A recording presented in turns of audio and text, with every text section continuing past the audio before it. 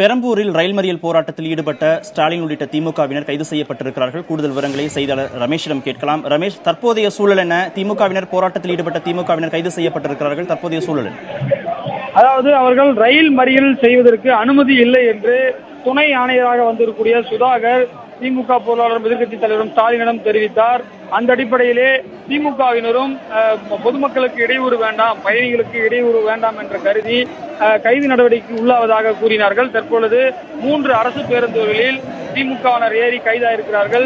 கடைசி வாகனத்தில் திமுக பொருளாளர் எதிர்க்கட்சி ஸ்டாலினும் அழைத்து செல்லப்படுவார் என்று காவல்துறை அறிவிக்கப்பட்டிருக்கிறது.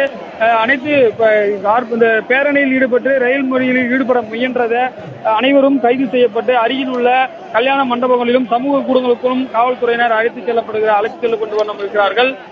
திமுக பொருளாளர் இறுதியாக செய்தியாளர்களை இன்று மாலை செய்தியாளர்களை சந்திக்குவேன் என்று செய்தியாளர்களுக்கு தகவல் கொடுத்திருக்கிறார். தற்பொழுது கைது செய்யப்பட்டு அருகிலேயே துணை ஆணையர் சுதாகர் அவரிடம் இருக்கிறதை நம்மால் பார்க்க முடிகிறது. இதுவரை 4 அரசு பேருந்துகள் மூலமாக திமுகவினர் கைது செய்யப்பட்டு அழைத்து சென்றிருக்கிறார்கள். குறிப்பாக இந்த ரயில் மறியலில் பெரம்பூர் ரயில் நிலையம் வரை யாரும் செல்லவில்லை. அதனுடைய பிரதான நுழைவாயில் வழியே தடுத்து நிறுத்தப்பட்டு ரயில் மறியலில் ஈடுபடாமல் காவல்துறையினர் தடுத்து கைது செய்திருக்கிறார்கள். கார்த்திகேயன், திமுக பொருளாளர் மு.க. ஸ்டாலின் கைதுக்கு பிறகு இந்த போராட்டம் தொடர்வதற்கான வாய்ப்புகள் இருக்கிறதா அல்லது இந்த போராட்டம் முடித்து வைக்கப்படுவதற்கான சூழல் இருக்கிறதா? இது போராட்டம் முடித்து வைப்பதற்கான வாய்ப்புகள் இருக்கிறது. ஏனென்றால் சென்னை கிழக்கு மாவட்ட திமுக செயலாளர் எம்எல்ஏவான சேகர் பாபு ஒரு அறிவிப்பை வெளியிட்டார். இங்கே பிரதானமான பகுதி பெரம்பூர் ரயில் நிலையம் மற்றும் பேருந்து நிலையம் அருகருகே இருப்பதால் பயணிகளுக்கு இடையூறு ஏற்படாமல் வண்ணம் நம்ம ரயில் மறியல் போராட்டத்தை இத்தோடு முடித்துக் கொண்டு கைது நடவடிக்கைக்கு நாம் உட்படுத்திக் கொள்ள வேண்டும் என்ற ஒரு அறிவுறுத்தலை வெளியிட்டார். அந்த அடிப்படையிலே தற்பொழுது 5 அரசு பேருந்துகள் தயார் நிலையிலே இங்கு 10க்கும் மேற்பட்ட அரசு பேருந்துகள் காவல்துறை சார்பில் நிறுத்தி வைக்கப்பட்டிருந்தன. தற்பொழுது 5வது அரசு பேருந்து கிட்டத்தட்ட ஒரு பேருந்துக்கு 100 பேர் வீதம் 500 பேர் வரை இதுவரை கைது செய்யப்பட்டு ஏற்றிச் செல்ல கொண்டுபட்டிருக்கிறார்கள். இன்னமும் கிட்டத்தட்ட ஒரு 10க்கும் மேற்பட்ட அரசு வாகனங்கள் இருக்கிறது. கடைசி பேருந்தில் திமுக பொருளாளரும் எதிர்க்கட்சி தலைவருமான ஸ்டாலின் அழைத்து செல்லப்பட இருக்கிறார். அவர் அருகிலேயே காவல்துறை துணை ஆணையர் சுதாகரும் நிறுத்தி வைக்கப்பட்டிருக்கிறார். யாரும் ரயில் நிலையங்களுக்கு சென்றுவிடக்கூடாது, தடையை மீறி சென்றுவிடக்கூடாது, ஏனென்றால் பிரதானமான ரயில் பாதையாக இருக்கிறது, தண்டவாளங்களுக்கு யாரும் சென்றுவிடக்கூடாது என்ற அடிப்படையிலே கடந்த கால ரயில் மறியல் போராட்டங்களிலே தண்டவாளம் வரை சென்றதால் இந்த முறை முன்னெச்சரிக்கை நடவடிக்கையாக ஏராளமான காவல்துறையில் குவிக்கப்பட்டு இடையே மறித்து அந்த கைது நடவடிக்கை என்பது செய்யப்பட்டிருக்கிறது. குறிப்பாக திமுகவை சேர்ந்த மருத்துவ அணியைச் சேர்ந்த பூங்கோதை ஆலடி அருணா எம்எல்ஏவா இருக்கிறார். அவரும் இந்த கைது நடவடிக்கை உள்ளாகி இருக்கிறார். தாயகம் கவி, சென்னை திருவிகா நகர் எம்எல்ஏவா இருக்கக்கூடிய தாயகம் கவி, எழும்பூர் எம்எல்ஏ ரவிச்சந்திரன் உள்ளிட்டவரெல்லாம் கைது நடவடிக்கை உள்ளாகி இருக்கிறார்கள். கார்த்திகேயன், காவிரி மேலாண்மை வாரியம் அமைக்க வேண்டும் அப்படின்னு மத்திய அரசை வலியுறுத்துவதற்கு அதை தவிர மற்ற என்னென்ன முக்கியமான கோரிக்கைகளை இந்த போராட்டத்தின் போது திமுக முன்வைத்திருக்கிறது? அதாவது 30 ஆண்டுகளுக்கு மேலாக காவிரி பிரச்சனை நடைபெற்று வருகிறது. தற்பொழுது முடிய வேண்டும் ஒரு சூழல் இருப்பதாகவும் அதனை முடிவுக்கு மத்திய அரசு கொண்டு வர வேண்டும் என்ற ஒரு கருத்தை முன்வைத்திருக்கிறார்கள். குறிப்பாக காவிரி மேலாண்மை வாரியத்தை உடனடியாக அமைக்க வேண்டும் என்ற ஒரு கோரிக்கையை முன்வைத்திருக்கிறார்கள். கோஷம் இருக்கும் பொழுது தமிழகத்திற்கு துரோகம் அளித்துவிட்ட மத்திய அரசு என்ற ஒரு வார்த்தையை குறிப்பிட்டார்கள். கடந்த வாரம் நடைபெற்ற அந்த அனைத்து விவசாயிகள் கூட்டத்திலே கூட இறுதி நேரத்தில் கடந்த அக்டோபர் 3ஆம் தேதி அட்டர்னி ஜெனரலாக இருக்கக்கூடிய மத்திய அரசுடைய முகுல் ரோத்தகி ஒரு பல்டி அடித்ததன் அடிப்படையிலே தான் இது போன்ற காவிரி மேலாண்மை வாரியம் அமைக்க முடியாமல் போனதாகவும் இங்கு இருக்கக்கூடியவர்கள் குற்றம் சாட்டுகிறார்கள். அந்த அடிப்படையில் ஏற்கனவே 3ஆம் தேதி மத்திய அரசு 3 நாட்களில் அமைக்க வேண்டும் என்று மத்திய அரசுக்கு உச்சநீதிமன்றம் உத்தரவிட்ட போது அதை ஏற்று செயல்படுத்தியிருந்தால் இந்நேரம் வாரியம் அமைந்திருக்கும் என்றும் மத்திய அரசுடைய திடீர் முடிவால் நாடாளுமன்றத்தில் சட்டம் இயற்றிதான் வாரியம் அமைப்போம் என்ற மத்திய அரசுடைய திடீர் முடிவால் தான் தற்போது வேளாண்மை வாரியம் அமைக்க முடியாமல் போய்விட்டதாகவும் இதனை வலியுறுத்தக்கூடிய வகையிலே தமிழக அரசு சிறப்பு சட்டமன்றத்தை கூட்டி மத்திய அரசுக்கு அழுத்தம் கொடுக்க வேண்டும் என்றும் சொல்லியிருந்தார்கள். கடந்த குறிப்பாக ரமேஷ், நீங்க இணைப்பிலே இருங்க, நாம தொடர்ந்து பேசலாம். தஞ்சாவூரில் நடைபெற்ற ரயில் மறியல் போராட்டம் குறித்த கூடுதல் விவரங்களை செய்தியாளர் உசேனிடம் பேசலாம். உசேன், தற்போதைய சூழல் என்ன? விவசாயிகள் தொடர்ந்து போராட்டத்தில் ஈடுபட்டு வராங்களா? தொடர்ந்து போராட்டத்தில் ஈடுபட்டு வராங்க கார்த்திகேயன். அதாவது தற்பொழுது இந்த ரயில் கும்பகோணத்தில் இருந்து தஞ்சை நோக்கி வந்த ரயிலானது மறிக்கப்பட்டு சுமார் 1/2 மணி நேரம் என்பது இந்த போக்குவரத்து பாதிக்கப்பட்டது. அந்த போக்குவரத்து பாதிக்கப்பட்டதோடு மட்டுமல்லாமல் தமிழக விவசாய சங்கத்தை சேர்ந்தவர்கள் இந்த ரயில் தண்டவாளத்திலேயே சமைத்து ஒரு குடியிருக்க போராட்ட குடியிருப்பு நடத்தினார்கள். அந்த போராட்டம் என்ன போராட்டம், எது வகையான போராட்டம் என்பது இப்ப நம்மள்கிட்ட தமிழ்நாடு விவசாய சங்கத்தை சேர்ந்த கோவிந்தராஜ் அவர்கிட்ட இருக்காரு, அவர்கிட்ட கேட்போம். அது தொடர்ந்து தமிழக விவசாய சங்கத்தை சேர்ந்த சுகுமார் அவர்கிட்ட இருக்காரு, அவர்கிட்டையும் கேட்போம். சார், இப்ப என்ன போராட்டம் நடத்துனீங்க? இது இந்த போராட்டத்தோட அடுத்த கட்ட நடவடிக்கை இப்ப எந்த வகையான போராட்டம் நடத்துறீங்க? காவிரி மத்திய அரசு காவிரி மேலாண்மை வாரியம் அமைக்காததை கண்டிச்சு இன்னைக்கு நாங்க ரயில் நிலையத்தில் ரயில்வே டிராக்ல சமையல் பண்ணி சாப்பாடு பண்ணி சாப்பிட்டுருக்கோம். குடியேறும் போராட்டம் நடத்தியிருக்கோம். மத்திய அரசு உடனே மேலாண்மை வாரியத்தை அமைக்கணும்னு நாங்கள் கேட்டுக்கிறோம். அப்படி அமைக்கலைன்னா 48 மணி நேரம் தொடர்ச்சியாக ரயிலை இயங்க விட மாட்டோம். மத்திய அரசை வன்மையாக கண்டிக்கிற உடனே. தற்பொழுது இந்த போராட்டம் நடந்துட்டு இருக்கு. இது அடுத்த கட்ட போராட்டமா என்ன செய்ய போறீங்க? இந்த போராட்டம் இதே நீடிக்குமா? என்ன சொல்லுங்க. இன்றைய சூழ்நிலையில பார்க்க போகும்போது மத்திய அரசு உச்ச நீதிமன்றத்தின் உத்தரவு காவிரி மேலாண்மை வாரியத்தை உடனே அமைக்க வேண்டும் என்று உத்தரவு கூறியும் மத்திய அரசு அதை காலம் தாத்துவதற்கு உச்சநீதிமன்றத்திற்கு அதிகாரம் இல்லை என்று சொல்லுவது மிகவும் கண்டிக்கத்தக்கது. இதை வன்மையாக கண்டிக்கின்றோம். மத்திய அரசை நாங்கள் கண்டிக்கின்றோம்.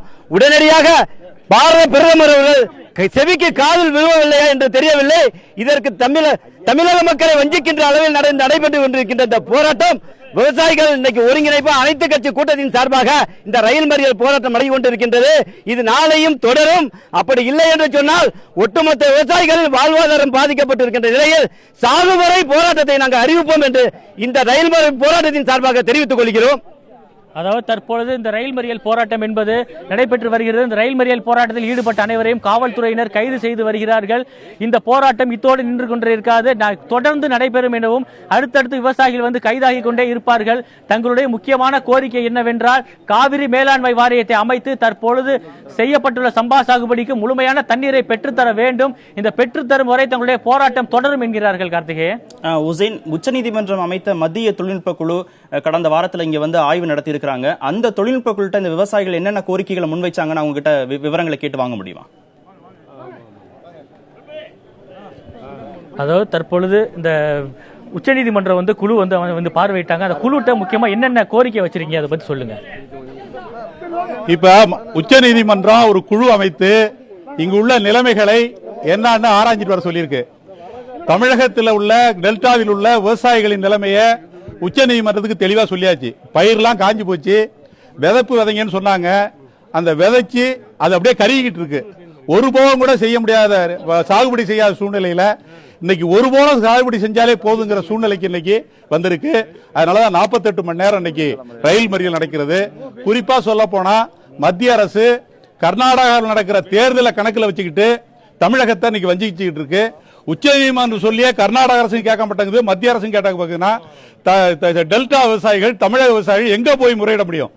அதாவது தற்பொழுது தஞ்சை உள்ளிட்ட டெல்டா மாவட்டங்களில் வந்த மத்திய குழுவிடம் இந்த விவசாயிகள் என்ன முக்கியமா கோரிக்கை வச்சிருக்காங்க அப்படி சொல்றாங்கன்னா, இந்த காய்ந்து கொண்ட பயிர்களை காட்டி இந்த பயிர்களை காப்பாற்ற வேண்டும் என்றால் உடனடியாக தண்ணீர் திறக்க வேண்டும். உடனடியாக தண்ணீர் திறந்தால் மட்டுமே இந்த பயிரை காப்பாற்ற முடியும். ஏனென்றால் மேட்டூர் அணையில் உள்ள தண்ணீர் இன்னும் 20 நாட்களுக்கு கூட முழுமையாக கிடைக்காத ஒரு பட்சத்தில் உடனடியாக தண்ணீர் திறந்து தங்களுடைய தண்ணீரை உடனடியாக பெற்றுத்தர வேண்டும் என்பதே கோரிக்கையா இருக்கு. கார்த்திகேயன், உசேன், நீங்க இணைப்பில் இருங்க, நம்ம தொடர்ந்து பேசலாம். தற்போது திருச்சி அருகே குடமுருட்டியில் ரயில் மறியல் போராட்டம் நடைபெற்று வருகிறது. விவசாய சங்கத்தை சேர்ந்தவர்கள் இந்த போராட்டத்தில் ஈடுபட்டிருக்கிறார்கள். இது தொடர்பான கூடுதல் விவரங்களை அங்க இருக்கும் அந்த செய்தியாளர் சார்லஸிடம் கேட்கலாம்.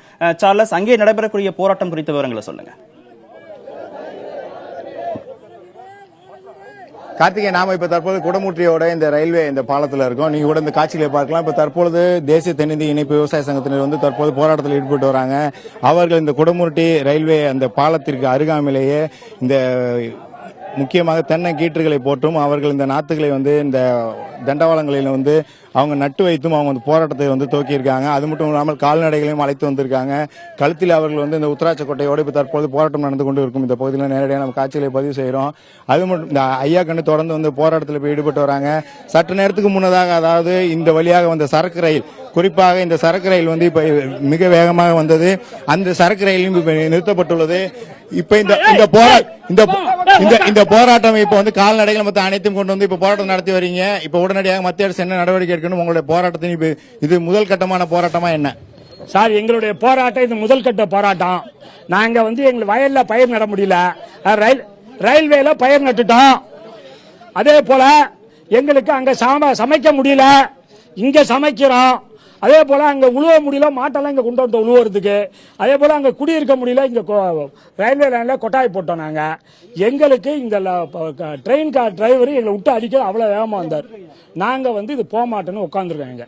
நாங்க போலீஸ் காவல்துறை நாங்க தாழ்மையுடன் கேட்டுக்கொள்வோம். என்னன்னா, ஊருக்கெல்லாம் உணவு படைத்த எங்களுக்கு மோடி எங்களை ஏமாத்திட்டாரு, எங்க கழுத்தை அறுத்துட்டாரு ஈர துணியை போட்டு, எங்களுக்கு தண்ணி இல்லைன்ட்டாரு, நாங்க எங்க போய் சாவறது? அதனால நாங்க 2 நாளைக்கு 48 மணி நேரம் நாங்க இந்த மறியல் வச்சிருக்கோம். காவல்துறை நண்பர்கள் உங்களுக்கெல்லாம் நாங்க தான் எல்லாமே உணவு படைத்து கொடுக்குறவங்க. எங்களுக்கு இங்க பாருங்க, தள்ளினீங்கன்னா அப்புறம் பிரச்சனை ஆயிரும். தள்ளக்கூடாது சார். நீங்க ஏன் தள்ளுங்க? எங்களுக்கு 48 மணி நேரம் நாங்க இங்க இருக்க போறோம். நாங்க எங்களை நீங்க எவ்வளவு கஷ்டப்படுறோம், நாங்க எவ்வளவு கஷ்டப்படுறோம் சொல்லுங்க. எங்களுக்கு எவ்வளவு பிரச்சனை. எங்களுக்கு யார் சார் சோறு போடுவா?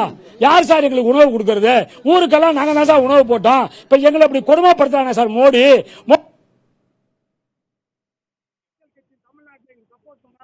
விவசாயிக்கு சப்போர்ட் பண்ணி வர்றாங்க.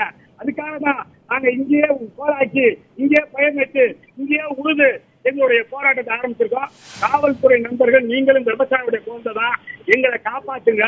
உங்க காலில் ஒண்ணு நாங்கெல்லாம் கும்பிடுறோம். விவசாயம் எல்லாம் எங்களை கைது பண்ணாதீர்கள், எங்களை இழுக்கக்கூடாது. நீங்க எதுக்கு நாங்க என்ன தப்பு பண்ணோம்? இந்த மோடியை போய் கேளுங்க, அவர் எவ்வளவு வஞ்சகம் பண்ணிட்டாரு. எங்களை அத்தியாவசிய கேளுங்க. ரொம்ப இருந்துச்சு.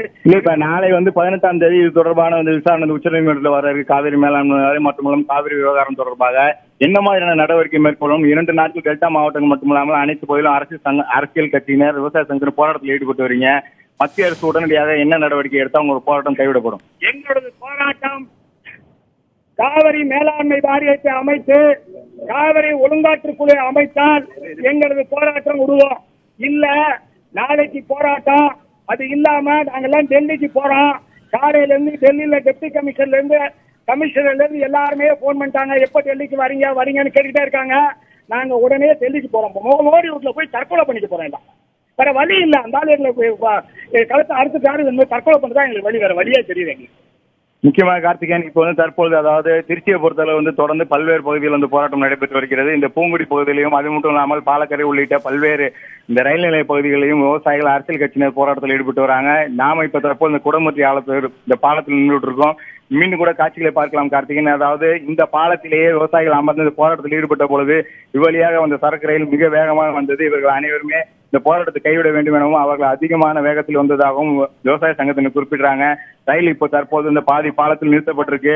தொடர்ந்து போராட்டத்தில் ஈடுபட்டு வராங்க விவசாயிகள். கையில் அவர்கள் நாத்துகளை வைத்தும் அது மட்டும் இல்லாமல் அவர்கள் இந்த உத்தராத்து கொட்டைகளை அணிந்தும் அவர்கள் போராட்டத்தில் ஈடுபட்டு வராங்க.